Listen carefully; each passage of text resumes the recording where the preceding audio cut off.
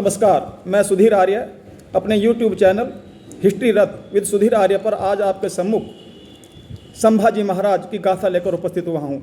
छत्रपति संभाजी महाराज का जन्म 14 मई 1657 ईस्वी को पुरंदर के किले में हुआ था, लेकिन संभाजी के 2 वर्ष के होने तक इनकी माँ सईबाई का देहांत हो गया, इसलिए संभाजी का पालन पोषण शिवाजी की माँ जीजाबाई ने किया था। संभाजी महाराज को छवा कहकर भी बुलाया जाता था, जिसका मराठी मतलब होता है सावक अर्थात शेर का बच्चा। संभाजी महाराज संस्कृत और अन्य 8 भाषाओं के ज्ञाता थे। संभाजी राजा वीर छत्रपति शिवाजी के पुत्र थे। संभाजी की माता का नाम सईबाई था, ये छत्रपति शिवाजी की दूसरी पत्नी थी। संभाजी राजे के परिवार में पिता शिवाजी और माता सईबाई के अलावा दादा शाहजी राजे, दादा दादी जीजाबाई और भाई बहन थे। शिवाजी के 3 पत्नियां साईबाई, सोयराबाई और पुतलाबाई थी। संभाजी के एक भाई राजा राम छत्रपति भी थे, जो कि सोराबाई के पुत्र थे। इसके अलावा संभाजी के सकुबाई, अंबिकाबाई, रणुबाई जाधव, दीपाबाई, कमलाबाई पलकर, राजा कुरवाबाई सिरके नाम की बहनें थीं। संभाजी का विवाह येसुबाई से हुआ था और इनके पुत्र का नाम छत्रपति साहू था। संभाजी का बचपन बहुत ही कठिनाइयों और विषम परिस्थितियों में गुजरा था। संभाजी की सौतेली माता सोयराबाई की मंशा अपने पुत्र राजा राम को शिवाजी का उत्तराधिकारी बनाने की थी। सोयराबाई के कारण संभाजी और छत्रपति शिवाजी के मध्य संबंध खराब होने लगे थे। संभाजी ने कई मौक़ों पर अपनी बहादुरी भी दिखाई, लेकिन शिवाजी और उनके परिवार को संभाजी पर विश्वास नहीं हो पा रहा था। ऐसे में एक बार शिवाजी ने संभाजी को सजा भी दी, लेकिन संभाजी भाग निकले और जाकर मुगलों से मिल गए। यह समय शिवाजी के लिए सबसे मुश्किल समय था। संभाजी ने बाद में जब मुगलों की हिंदुओं के प्रति नरसंस्था देखी तो उन्होंने मुगलों का साथ छोड़ दिया। उन्हें अपनी गलती का एहसास हुआ और छत्रपति शिवाजी के पास वापस माफ़ी मांगने लौट आए। बचपन में संभाजी जब मुगल शासक औरंगजेब की कैद से बचकर भागे थे, तब वो अज्ञातवास के दौरान छत्रपति शिवाजी के मंत्री रघुनाथ कोरडे के दूर के रिश्तेदार के यहाँ कुछ समय के लिए रुके थे। वहाँ संभाजी लगभग 1 से 1.5 वर्ष के लिए रुके थे। तब संभाजी ने कुछ समय के लिए ब्राह्मण बालक के रूप में जीवन यापन किया। इसके लिए मथुरा में उनका उपनयन संस्कार भी किया और उन्हें संस्कृत सिखाई गई। इसी दौरान संभाजी का परिचय कवि कलश से हुआ। संभाजी का उग्र और विद्रोही स्वभाव का सिर्फ कवि कलश ही संभाल सकते थे। कवि कलश के संपर्क और मार्गदर्शन से संभाजी की साहित्य की तरफ रुचि बढ़ने लगी। संभाजी ने अपने पिता छत्रपति शिवाजी के सम्मान में संस्कृत में बुधा चरित्र भी लिखा था। इसके अलावा मध्यकाल के संस्कृत का उपयोग करते हुए संभाजी ने श्रृंगारिका भी लिखा था।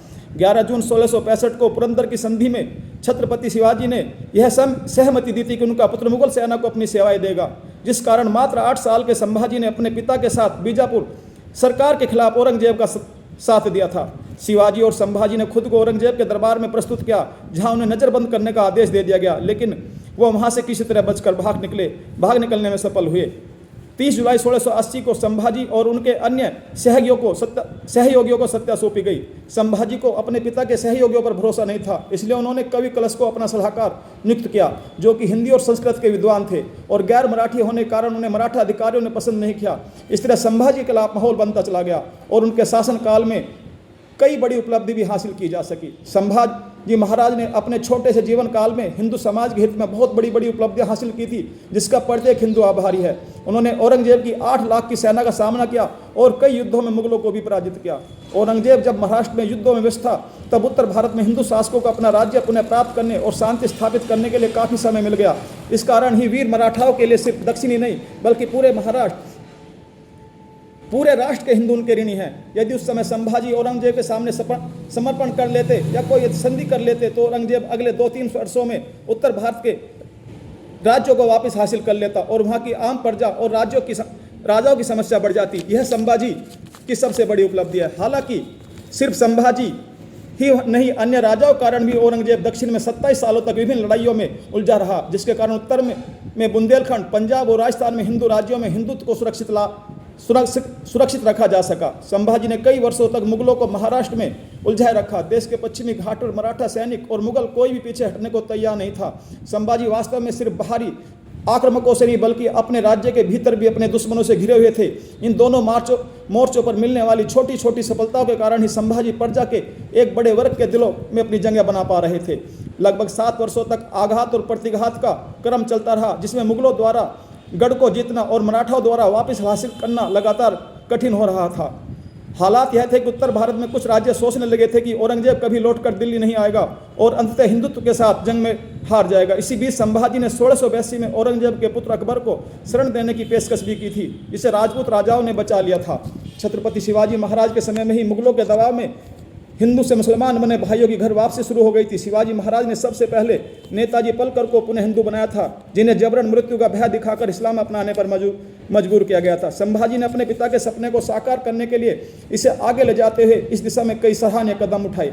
संभाजी महाराज ने इसके लिए अलग से विभाग ही बना दिया था, जो कि पुनः धर्मांतरण का कार्य देखता था। इस विभाग के अंतर्गत उन समस्याओं को देखा जाता था जिसमें किसी व्यक्ति या परिवार को मुगलों ने जबरन इस्लाम बना दिया हो, लेकिन वे अपने हिंदू धर्म को छोड़ना नहीं चाहते हों और वापस हिंदू बनने की मनसा रखते हों। इसके बारे में एक प्रसिद्ध किस्सा है कि हसल गांव में कुलकर्णी नाम का एक ब्राह्मण हुआ करता था, जिसे मुगलों ने जबरदस्ती मुसलमान बना दिया था और उसने वापस हिंदू धर्म में आने की कोशिश की, लेकिन गांव के ब्राह्मणों ने इसके लिए मना कर दिया था। लेकिन वह संभाजी महाराज के प्रयत्नों से वापस हिंदू हो गया था। संभाजी द्वारा किए गए उस नेक प्रयास से अनेक परिवर्तन की लहर उठी और इस तरह बहुत से लोग वापस हिंदू धर्म में आए। संभाजी भगवान शिव के परम भगत थे। 1689 ईस्वी तक स्थितियां बदल चुकी थी और कुछ गद्दारों के धोखे से छत्रपति संभाजी महाराज व कवि कलश को मुगलों ने धोखे से कैद कर लिया और औरंगजेब के दरबार में लाया गया। औरंगजेब संभाजी को देखकर अपने सिंहासन के नीचे उतर आया और उसने कहा कि मराठाओं का आतंक कुछ ज़्यादा ही हो गया था। वीर शिवाजी के पुत्र का मेरे सामने खड़ा होना एक बहुत बड़ी उपलब्धि है। कवि कलश उस समय चैनों से बंधे हुए थे, एक तरफ खड़े थे। उन्होंने संभाजी की तरफ देखकर कहा कि हे मराठा राजे, देखे आलमगीर खुद अपने सिंहासन से उठकर आपके आगे नतमस्तक होने आया है। औरंगजेब ने संभाजी महाराज को कठोर यातनाएं दी जो कई दिन तक चली। औरंगजेब ने कई बार कहा कि संभाजी को क्षमा कर देगा यदि वो इस्लाम कबूल कर ले। फिर संभाजी ने अपने आराध्य महादेव को याद किया और कहा, जो अपना जीवन हजारों बार हिंदुत्व और राष्ट्र को समर्पित करने को तैयार है। और इस तरह संभाजी महाराज मलेच्छ औरंगजेब के आगे नहीं झुके।